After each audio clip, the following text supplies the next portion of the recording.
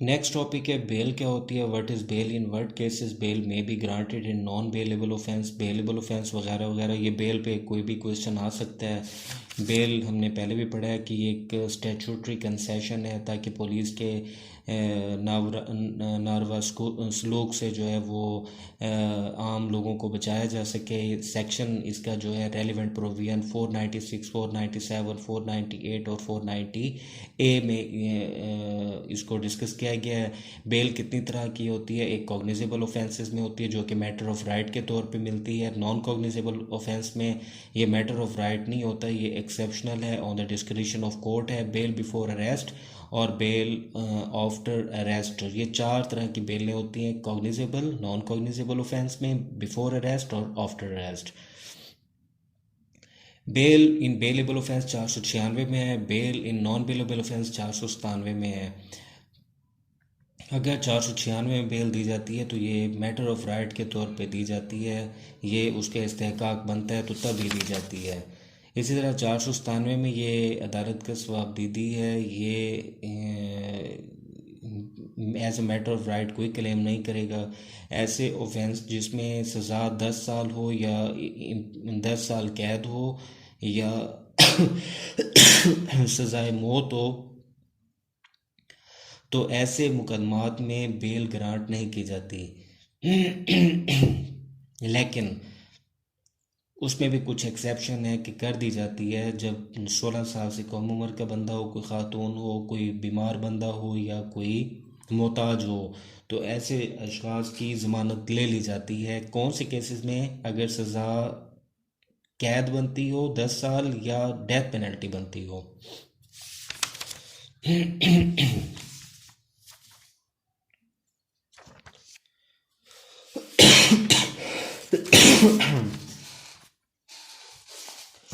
What is the procedure to be adopted to try या lunatic. Lunatic का trial कैसे होता है, यानी एक फातिरुल अक्ल शख्स अदालत में आए तो उसका ट्रायल कैसे होता है।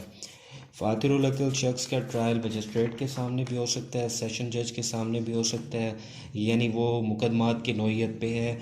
सेक्शन 464 से लेकर सेक्शन 475 ये 12 सेक्शन बनते हैं, ये आप लिखेंगे, ये बहुत बड़ा क्वेश्चन बन जाना है, सफिशेंट है, वहाँ से भी रीडिंग में से ही लिख लेंगे तो काफ़ी हो जाएगा। इसका मकसद ये होता है जो शख्स फातिरुल अक्ल है, चूँकि ना ही वो सवाल को सही तरीके से समझ सकता है, ना उसका वो रीज़नेबली जवाब दे सकता है, रेशनल आंसर नहीं दे सकता, तो ऐसा शख्स जब तक ठीक नहीं हो जाता तो तब तक उसके केस को पेंडिंग में डाल दिया जाता है कि जब ये ठीक होगा जहनी तौर पे तो तब इसका ट्रायल शुरू किया जाएगा। जब मजिस्ट्रेट के सामने ये आता है, सेक्शन 464 में इसमें उसका दिया हुआ तरीक़ाकार, मजिस्ट्रेट फ़र्स्ट ऑफ ऑल उसकी मेडिकल ऑफिसर सिविल सर्जन के ज़रिए उसकी इंक्वायरी कंडक्ट करवाता है। मेडिकल ऑफिसर को कहते हैं इसका टेस्ट करें, फिर सर्जन उसको टेस्ट करने के बाद रिपोर्ट देता है, और अगर रिपोर्ट में साबित हो जाता है कि ऐसा है तो फिर उसको उसकी प्रोसीडिंग को पोस्टपोन कर दिया जाता है। इसी तरह इसी तरह सेम प्रोसीजर फॉलो किया जाता है जब सेशन जज के सामने या एडिशनल के सामने ये मामला आए, तो तब भी इसी प्रोसीजर को फॉलो किया जाता है।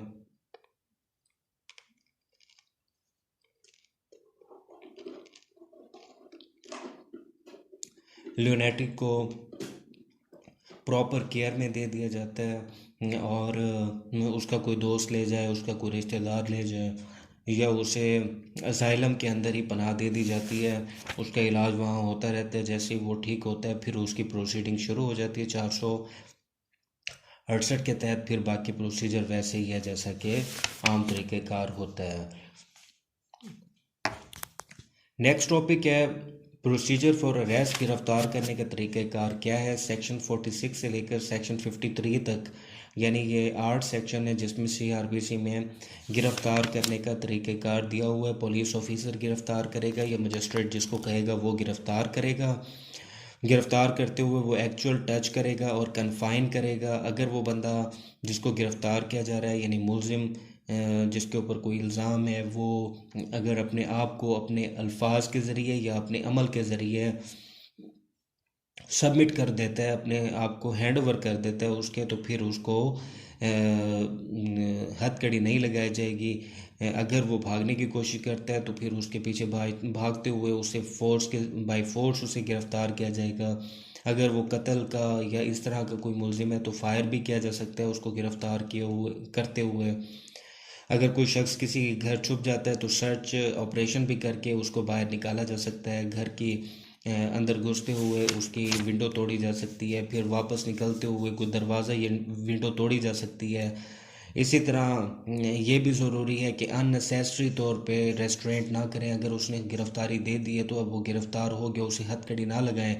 हथकड़ी लगा लिए तो उसके पाँव में बेड़ियां डालने की ज़रूरत नहीं है, यानी उसको एक्स्ट्रा वो ना करें, सिर्फ इतना करें कि वो आपके कंट्रोल में आ जाए।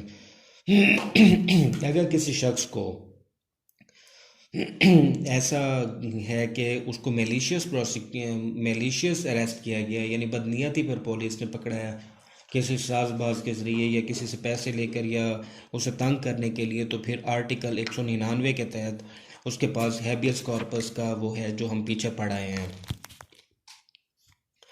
इसी तरह नेक्स्ट टॉपिक है अनलॉफुल असेंबली का। What is the power of magistrate and police officer dispersing and unlawful assembly under CRPC। Unlawful assembly हमने पढ़ा था PPC में, ऐसे पाँच से ज़्यादा अफराद जिनका मकसद कानून को तोड़ना हो या likely to cause breach of peace हो, जिनका मकसद चोरियां करना, डकैतियां करना, लोगों को तंग करना, कानून की इम्प्लीमेंटेशन में रुकावट बनना। तो ऐसे अशख़ास के लिए जो तरीक़ेकार है उसके रेलिवेंट प्रोविजन CRPC में मौजूद है। 127 से लेकर 132 तक, 127 to 132 CRPC। ऐसे जो लोग होते हैं जिनका मकसद यही होता है कि उन्होंने पब्लिक पीस को डिस्टर्ब करना है, उनके पास अगर वेपन हो तो 2 साल तक उन्हें सज़ा हो सकती है। अगर विदाउट वेपन हो तो 151 PPC के मुताबिक 6 माह तक उन्हें सज़ा दी जा सकती है। इनको डिस्पर्स करने का जो CRPC में तरीक़ेकार दिया हुआ है 127 से लेकर 132 तक, जो आपने लिखना है यहाँ पे, वो ये है कि सिविल फोर्स उनके ख़िलाफ़ इस्तेमाल होगी। यानी सिविल फोर्स से मुराद पुलिस जाएगी, उन्हें डिस्पर्स करने की कोशिश करेगी, जहाँ भी इकट्ठे हुए हुए उन्हें मुंतशिर करने की कोशिश करेगी। प्रोबेबल यही है कि वो मुंतशिर हो जाएंगे। अगर वो नहीं होते तो फिर मिलिट्री फ़ोर्स को भी इस्तेमाल किया जाता है, यानी मिलिट्री के मातहत हमारी जिस तरह रेंजर्स वगैरह, उनको इस्तेमाल करके फिर इसी तरह अगर उसके उसके ज़रिए भी नहीं होती तो फिर आर्म फोर्सेस की असिस्टेंस लेके उनको मुंतशिर किया जाएगा। अगर हालात ऐसे हों कि बहुत ज़्यादा इमरजेंसी का मामला हो तो जब आर्म फोर्सेस या मिलिट्री के लोग आएंगे तो वो मजिस्ट्रेट की इजाज़त के बगैर उनको डिस्पर्स करने का इख्तियार रखते हैं। नेक्स्ट टॉपिक सेक्शन 517 का है डिस्पोजल ऑफ प्रॉपर्टी। ऐसी प्रॉपर्टी जिसके बारे में ये इम्कान पाया जाता हो कि ये किसी क्राइम में मुलविस है, जैसे गाड़ियाँ, मोटरसाइकिल वगैरह, जिनके मुतालिक गुमान होता है कि नंबर प्लेट नहीं लगी हुई या नंबर नहीं लगा हुआ या मशकूक लग रहा है, तो उनको फिर पकड़ लिया जाता है और फिर उनके मुतालिक इंक्वायरी की जाती है।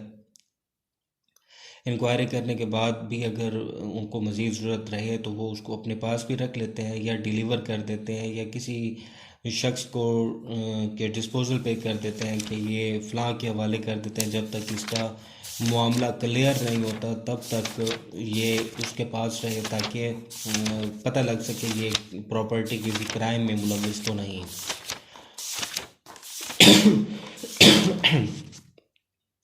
रवियन है आखिरी टॉपिक 439 A में। रिवीजन का मतलब होता है री एग्जामिनेशन और careful reading over the correction और इम्प्रूवमेंट।